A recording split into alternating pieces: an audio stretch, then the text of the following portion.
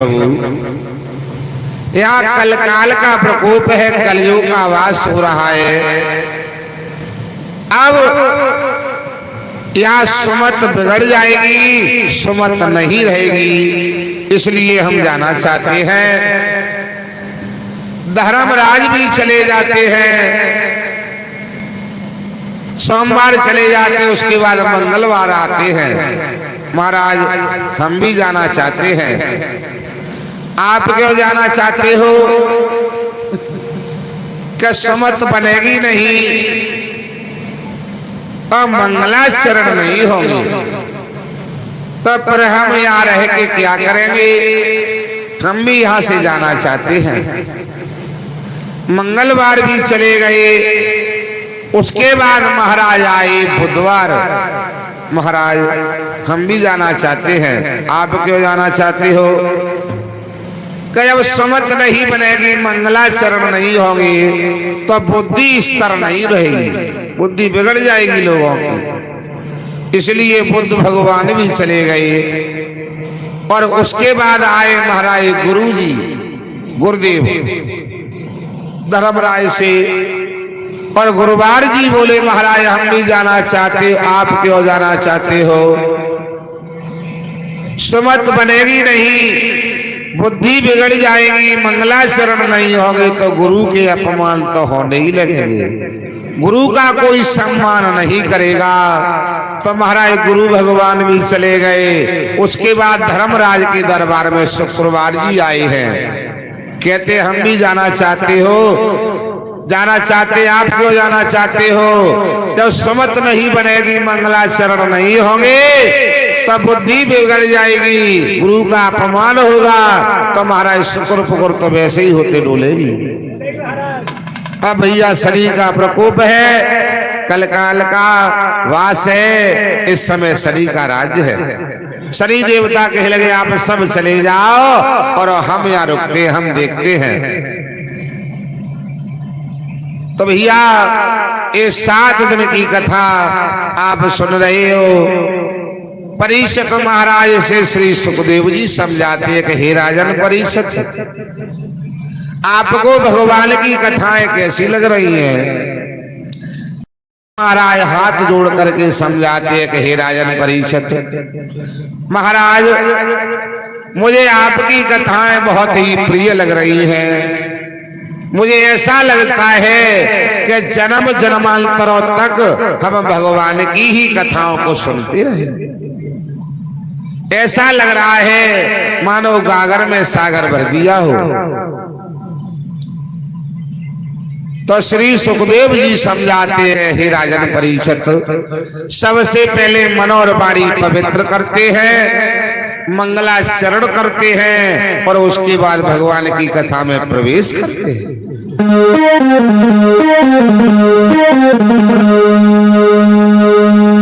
अरे हमारी सवेरिया गिरधारी प्रभु,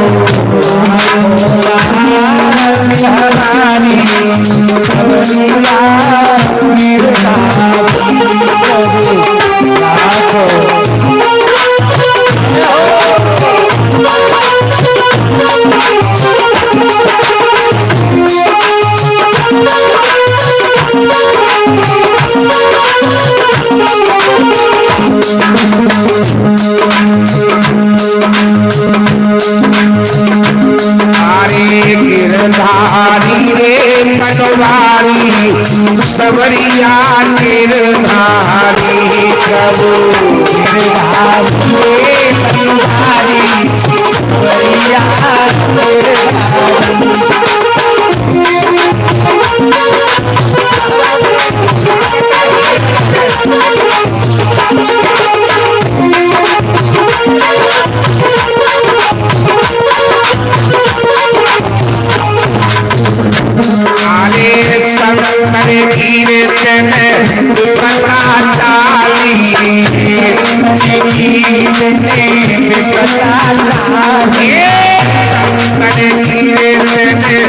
पता काली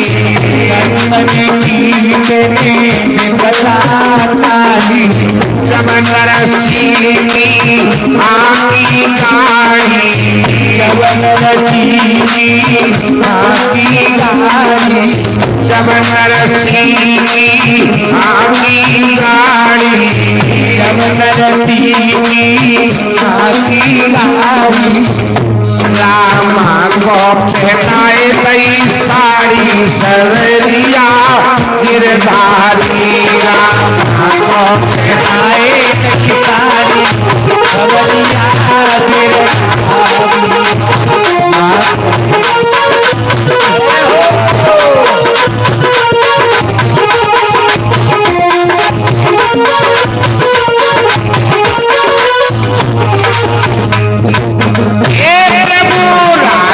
लाज हमारी सवरिया गिरधारी प्रभु लाज हमारी सवरिया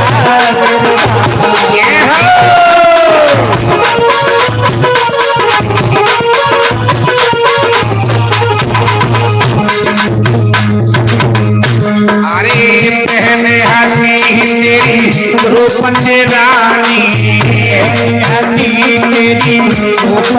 रानी तू शासन करे रहो मन मानी शासन करे रहो मन मानी शासन करे रहो मन मानी शासन करे रहो मन मानी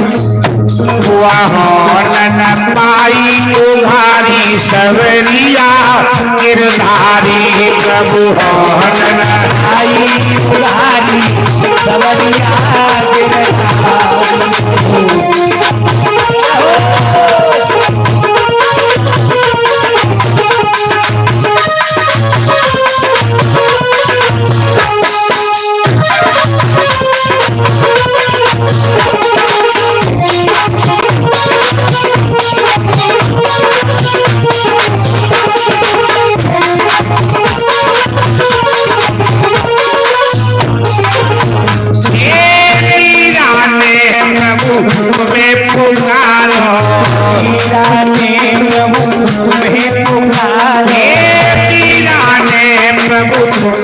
पुकारो हीरा ने प्रभु तुम्हें पुकारो चेहरे को प्यालो तुमने ही बचायो चेहरे को प्यालो तुमने ही बचायो मन में लई शरण तुम्हारी सवरिया गिरधारी प्रभु ने लई शरण तुम्हारी सवरिया गिरधारी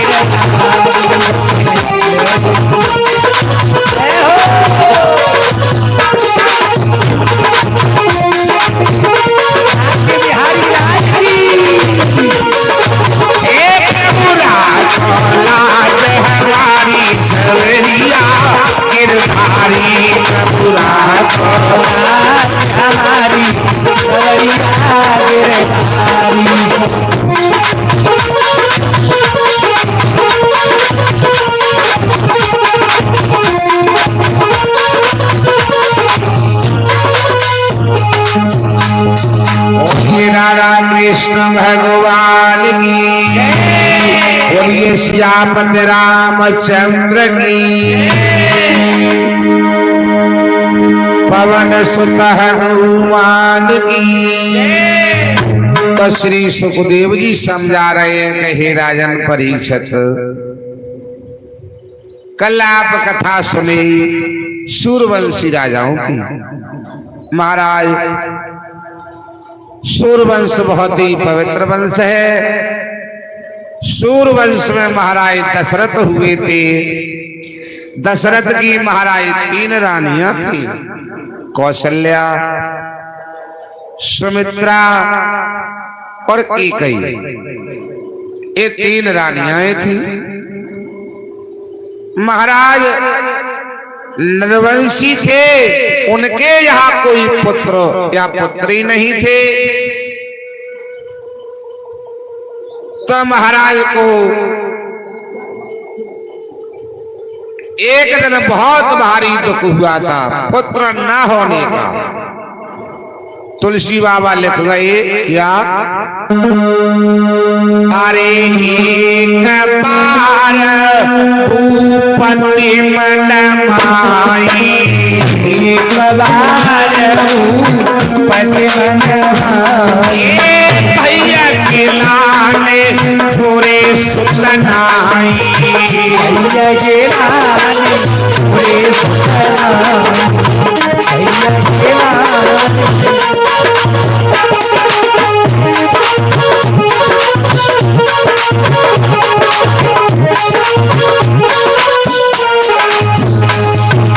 एक बार भूपत मन माई और भैया गिलान मोरे सुतनाई। महाराज, संतान ना होने का दुख तो व्यक्ति को बराबर होना चाहिए, लेकिन राजा दशरथ को एक ही बार दुख क्यों हुआ? हे राजन परीक्षित, ए राजा दशरथ और इंद्र के दरबार में जाया करते थे राजा दशरथ, तो इंद्र राजा दशरथ को बराबर में सिंहासन देते थे, बैठने के लिए आसन देते थे। एक बार उनकी सभा समाप्त हुई, राजा दशरथ चले आते हैं, लेकिन राजा दशरथ का रूमाल वहीं पड़ा रह जाता है। बाहर निकल के आए तो उनको याद आई कि मेरा रूमाल अंदर रह गया, सिंहासन पर पड़ा। तो राजा दशरथ जब लौट करके गए तो उन्होंने देखा कि इंद्र सिंहासन को धुलवा रहा था। दशरथ ने पूछा, महाराज आप सिंहासन क्यों धुलवा रहे हो? उस समय इंद्र ने कहा, महाराज आप निर्वंशी हो, आपके बैठने से और सिंहासन मेरा अपवित्र हो जाता है, इसलिए मैं सिंहासन को धुलवा रहा हूं। उस समय राजा दशरथ को बहुत भारी दुख हुआ था संतान न होने का। वैसे तो दुख बराबर होना चाहिए, लेकिन उस समय ज्यादा दुख हुआ।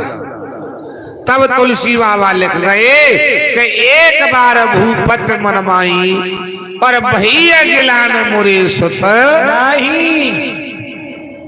तब राजा दशरथ अवधपुरी में आते हैं। राजा दशरथ के कुल गुरु थे वशिष्ठ जी महाराज, उनको बुलाते हैं, श्रृंगी ऋषि को बुलाते हैं और पुत्र की कामना के लिए उन्होंने यज्ञ रचाई। श्रृंगी ऋषि और वशिष्ठ बुलावा और पुत्र काम शुभ यज्ञ रचावा। लेकिन भक्त सहित मुन आहुत दीने और प्रगटे अग्नि चरु कर लीजिए।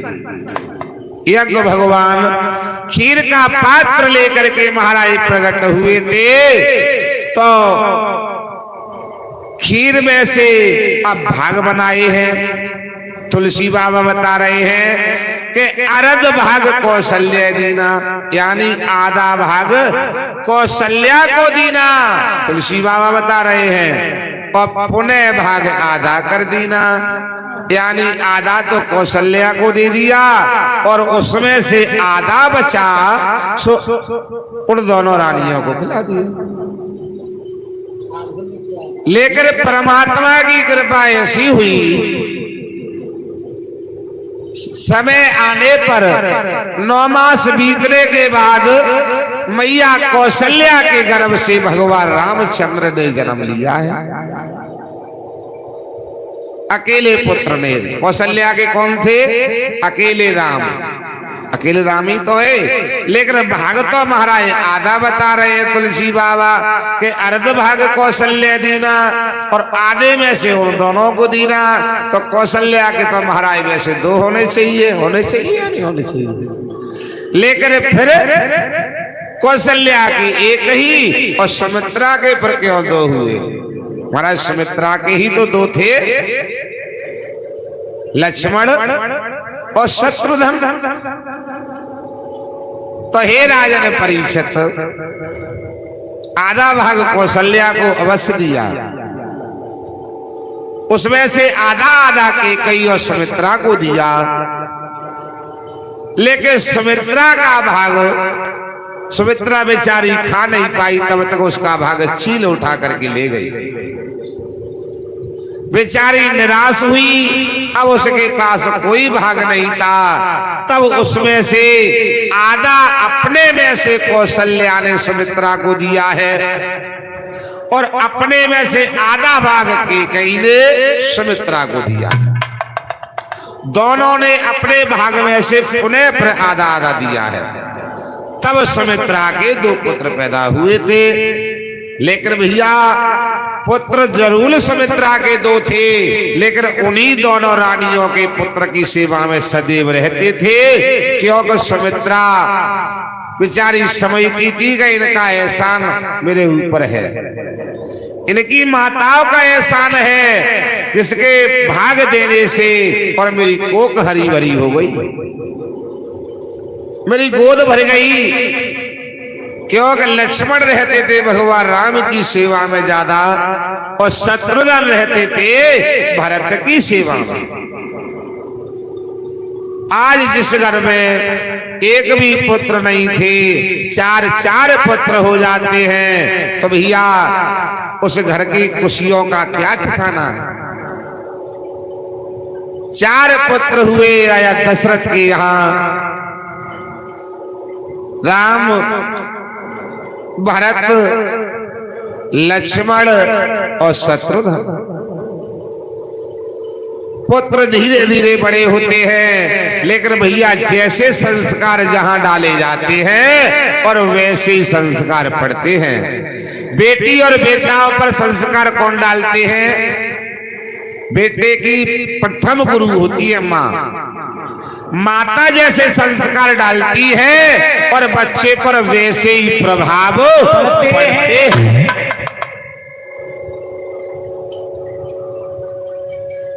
तो आज भगवान रामचंद्र क्या करते हैं?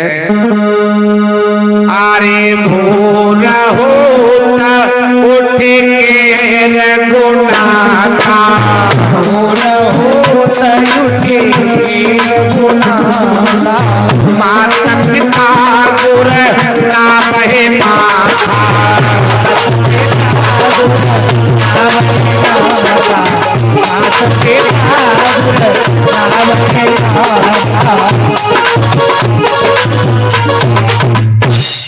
भोर उठ के रघुनाथा और माता पिता गुरु नाम है माता। अपने माता पिता और गुरु के चरणों में सदैव सिर झुकाते हैं। ये संस्कार माता पिता डालते हैं। प्रथम गुरु माँ होती है। धीरे धीरे 4 पुत्र बड़े होते हैं। इधर महाराज विश्वामित्र जी यज्ञ करते हैं वन में, तो राक्षस उनको यज्ञ नहीं करने देते। महाराज जो राक्षस होते हैं वो यज्ञ नहीं करने देते। आज भी कुछ राक्षस प्रकृति के लोग हर यज्ञ में बाधा डालते हैं। वैसे ही पहले भी बाधा डालते थे। क्यों? कि देवताओं को भोग मिलने से देवता जन बलवान होते थे और दैत्य लोग कमजोर होते थे। लेकिन जे राग और द्वेष होते हैं, ये भैया हमारा तुम्हारा ठिकाना नहीं लगने देते। राग को तो बदला जा सकता है, लेकिन द्वेष को तो मिटा ही जाएगा जब ही मानेगा। राग और द्वेष, राग को तो बदल करके भैया अनुराग कर सकते हो, और रघुपति मिले न बिना अनुरागा, बिना प्रेम के और हमारे भगवान की प्राप्ति नहीं होती। भगवान सिर्फ प्रेम से मिलते हैं, प्रेम के ही वशीभूत होते हैं। तो आज भैया विश्वामित्र और राजा दशरथ के यहाँ आते हैं दोनों पुत्रों को मांगने के लिए।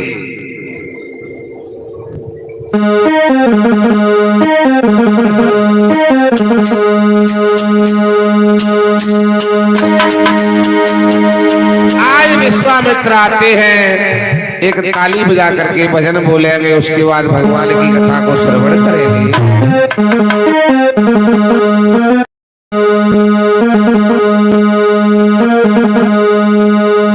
लाजर को विपन बिहारी प्यारी राधा के भरतार, लाजर को विपन बिहारी प्यारी राधा के भरतार, लाजर को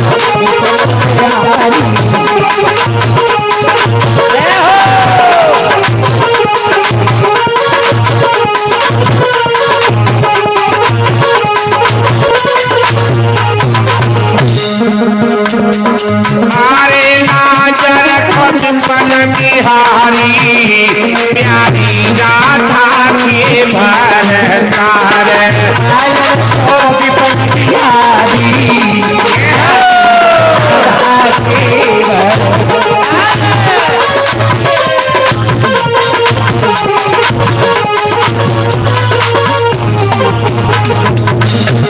बन गए कंसराज को काल, कंसराज को काल, बन गए कंसराज को काल, कंसराज को काल, नाथ नय काली देह में नाग, लयो काली देह में नाग, नाथ नय काली देह में नाग, लयो काली देह में नाग, अरे पूतना तुमने मारी प्यारी राधा के भरतार, पूतना तुमने मारी प्यारी राधा के भरतार।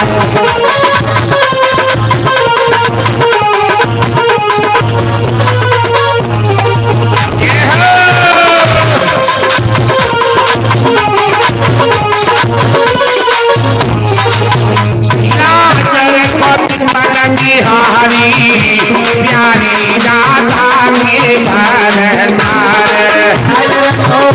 बिहारी प्यारी राधा के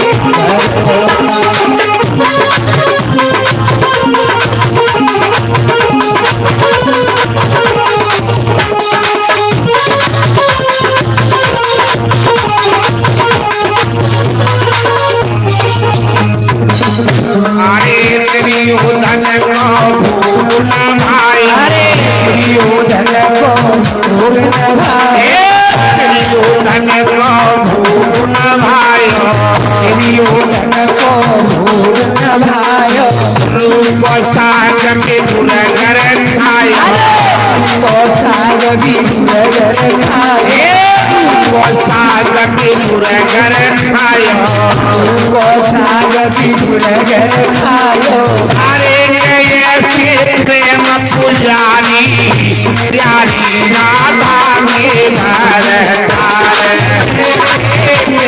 पुजारी प्यारी राधा के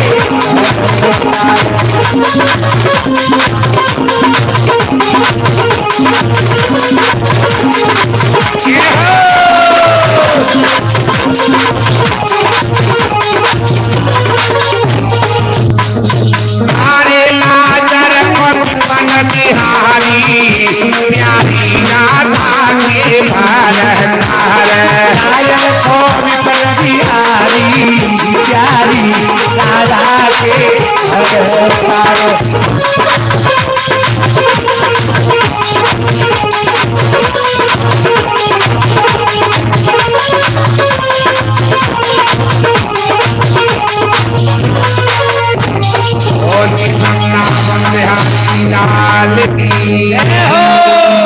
राधा विष्णु भगवान की। जय हो। श्री सुखदेव जी समझा रहे हैं कि हे राजन परीक्षित,